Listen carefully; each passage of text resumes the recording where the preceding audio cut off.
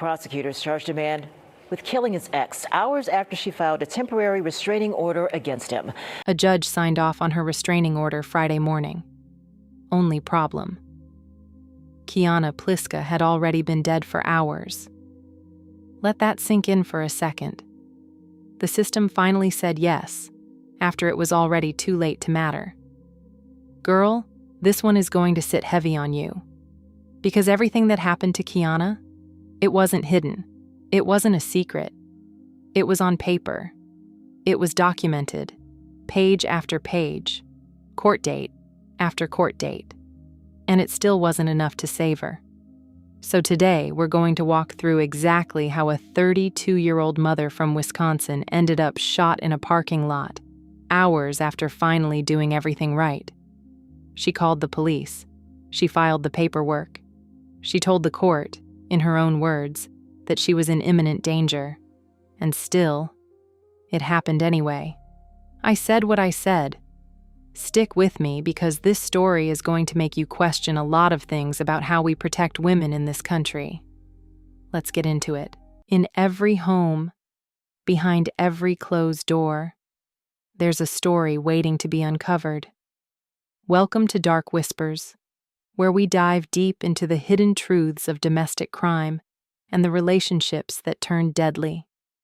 If you're drawn to real stories, powerful insights, and the shadows most people avoid, you're in the right place.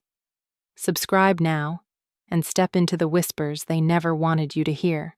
Kiana Pliska was 32 years old, living in the Milwaukee area, raising a son. Like a lot of people, she'd been in a relationship that started off normal. Nobody walks into these things expecting the ending we're about to talk about. She and a man named Randall Lenyard had a history together, long enough to build a life, long enough to have a child. 33 years old, from Milwaukee. At some point, that relationship ended. And that's usually where these stories start to turn. Because for some men, when a woman walks away, that's not the end of the story to them. That's the beginning of a different one, a darker one where they decide they're not actually done, even if she is. Anyways, let's talk about how it started to show itself. January. Kiana gets in her car one day and finds something that shouldn't be there. A small tracking device, an AirTag, hidden. Somebody put it there on purpose, and somebody wanted to know exactly where she was, every hour of every day, without her ever knowing they were watching. Now think about that for a second. That's not jealousy. That's not checking in. That is surveillance. That's a man treating a grown woman like she's property he misplaced. And once she found it, things didn't calm down. They got worse. Lenyard started showing up, not just at her house, at her job, at her friend's job, places he had no business being, showing up like it was normal, like she owed him access to her entire life. Make it make sense, because I can't. Then February hits, and it escalates from watching to putting his hands on her. Court records say he threatened to hit her, said he'd put his hands around her neck, pinned her down. That night, police did arrest him, and then they let him go. I want you to sit with that for a second because it's going to matter later. He put his hands on her throat. He was arrested, and within a short time he was back out, walking free, with nothing standing between him and Kiana Pliska. Moving on to what happened next, because it only gets worse from here. So after that arrest, after he walked free, Kiana did what she was supposed to do. She went and filed a restraining order against him. Now here's where it gets even harder to hear. One of Lenyard's own relatives, someone from his own family, actually pushed Kiana to file that petition. That relative saw what was happening, saw the pattern, and later, when police came asking questions, that same relative told them something that's going to stick with you. They said Lenyard, quote, sucked her back in. 4 words. That's all it took to describe what abusers do best. They don't just walk away when a woman tries to leave.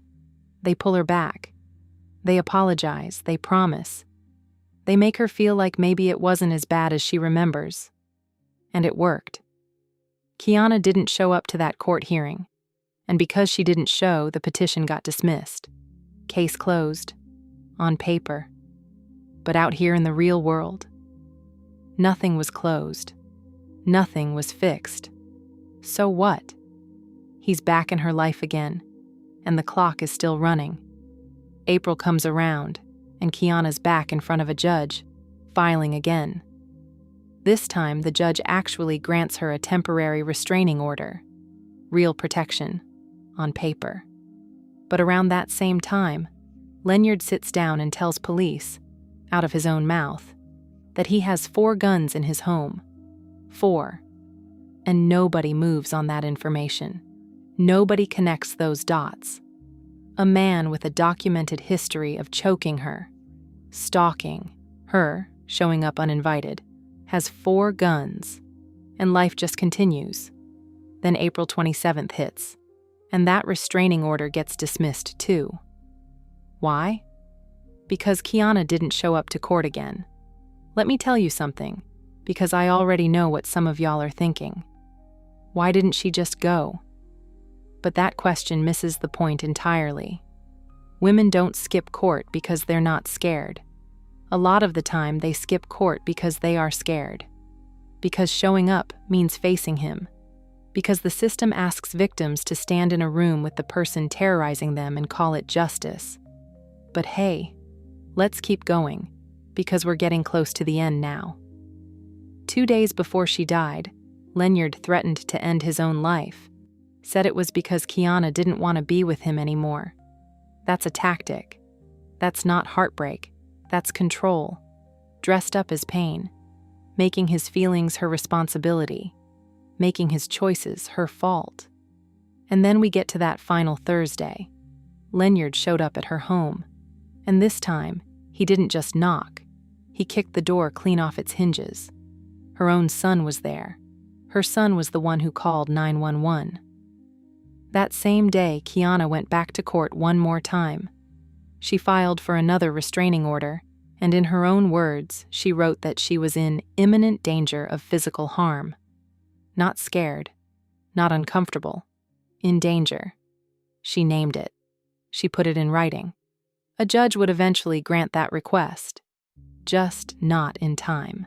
That Thursday night, Kiana and Lenyard were set to do something completely ordinary. Exchange their son, like separated parents do all across this country every single day. It was supposed to happen in a parking lot near Packard Avenue and Lake Drive, outside the Lake Park Apartments in St. Francis. Instead of a handoff, it became a crime scene. Court filings say Lenyard shot Kiana multiple times right there in that parking lot.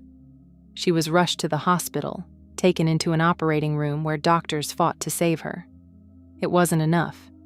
She died from her injuries. And then, according to court documents, Lenyard didn't run and hide. He got in a car and drove off, with their son still with him. Period. Read that again if you need to. A woman is shot down in front of what should have been a routine custody exchange, and the man accused of pulling the trigger leaves the scene with the child they shared. Police caught up with him later that same evening and placed him under arrest. Court filings say Lenyard admitted to killing Kiana. There wasn't much of a mystery for police to untangle here, and honestly, that's part of what makes this one so hard to sit through. This wasn't a whodunit.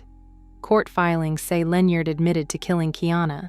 He admitted to driving off afterward with their son still in the car. The evidence, the timeline, the confession, it was all right there. Sometimes the hardest part of a case isn't figuring out who did it. Sometimes the hardest part is figuring out how everybody around the situation missed the chance to stop it. And in Kiana's case, it wasn't really missed. It was documented over and over in police reports and court filings that stretched back months.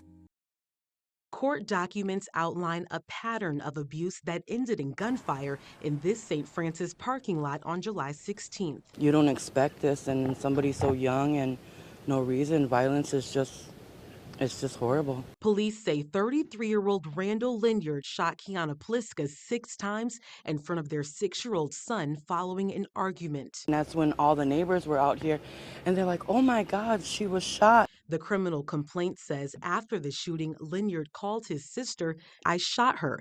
I'm about to do it to myself and my son." The sister called 911. Police eventually arrested Lenyard after a chase in Wauwatosa. Prosecutors charging him Monday with homicide and stalking. 12 News learning Pliska had filed her second restraining order against Lenyard just hours before her death. 12 News also obtaining the request where Pliska claimed on July 15th Lenyard showed up to her home and kicked in the door. The hinges and locks broke. Our child in common dialed 911. Pliska also claimed Lenyard had been tracking her the past few months with an AirTag tracker and cited a different custody exchange where he physically put his hands on her, writing at one point, "I'm scared of what he is going to do next." Police arrested Randall Lenyard that same evening, hours after Kiana was killed. He was 33 years old, facing first-degree intentional homicide and stalking charges. 2 days later, he made his initial appearance in court. We're not going to sit here and drag out the legal back and forth because at this stage, the courtroom isn't really where this story lives.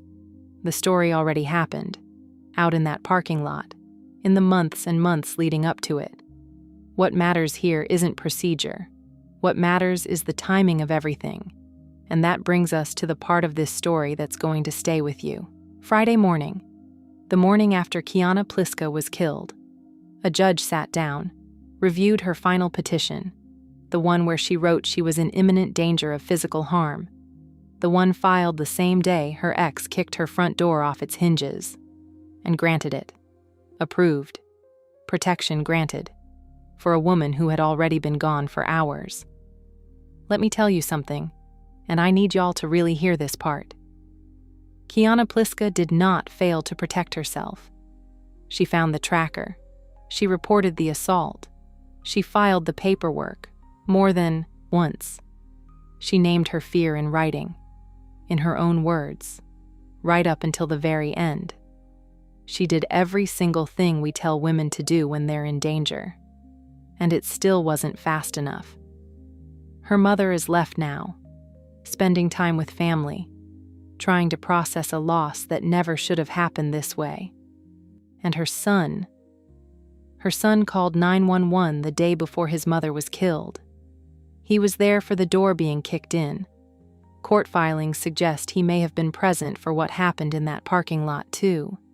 That's a weight no child should ever have to carry. So what do we take from a story like this one? Not an angle, not a side to pick. Just the facts, laid out plain. A restraining order isn't a force field. Paper doesn't stop a bullet. And the gap between when a woman asks for help and when that help actually arrives, that gap can cost a life. Kiana Pliska asked the system to protect her. The system said yes, one day too late. That's the story, y'all. If this one hit you the way it hit us putting it together, drop a comment, let us know your thoughts, and we'll see you in the next one. This has been Dark Whispers.